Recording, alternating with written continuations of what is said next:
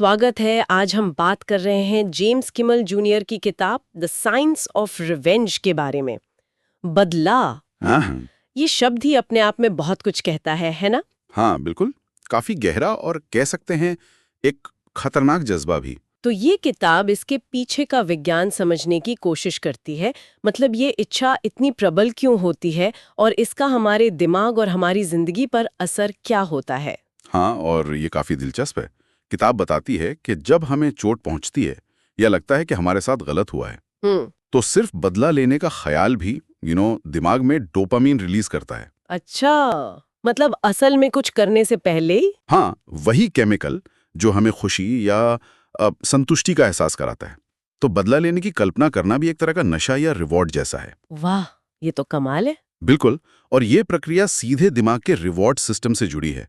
वही सिस्टम जो हमें खाने या सोशल बॉन्डिंग जैसी जरूरी चीजों के लिए मोटिवेट करता है। तो मतलब ये सिर्फ एक भावना नहीं, इसके पीछे एक पूरा बायोलॉजिकल मैकेनिज्म है। एकदम सही, ये एक जैविक प्रतिक्रिया है। ये सिस्टम एक तरह से हाईजैक हो जाता है, जैसे जुए या नशे की लत में होता है। लेकिन किताब ये भी कहती है कि ये एक फंदा है ना?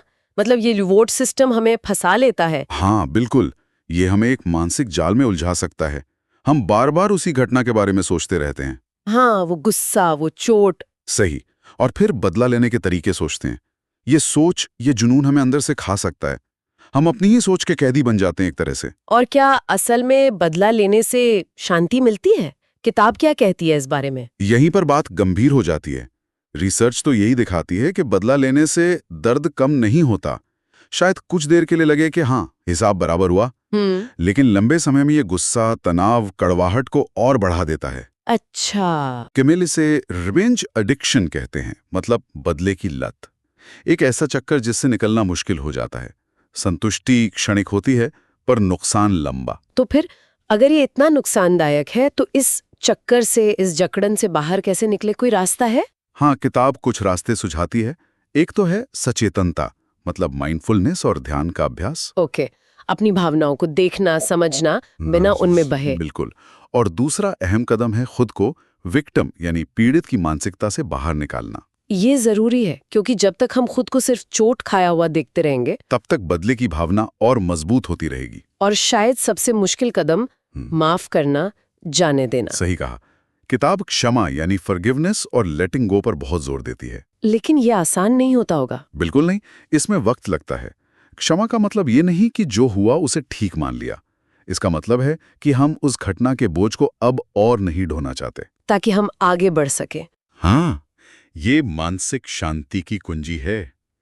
असली जीत बदला लेने में नहीं, बल्कि उस अनुभव से ऊपर उठकर अपनी जिंदगी को बेहतर बनाने में है। तो अगर हम इस पूरी चर्चा को समेटें तो मुख्य बातें क्या निकल कर आती हैं? पहली तो ये कि बदला एक झूठी संतुष्टि देता है। हाँ, एक भ्रम है। दूसरा, हमारा दिमाग हमें उकसाता जरूर है, पर यह रास्ता हमें कमजोर करता है। और तीसरा, कि माफ करना और आगे बढ़ना, ये हमें असल में ताकत देता है। बिल्कुल, क्षमा और आत्मनियंत्रण हमें मजबूत बनाते हैं।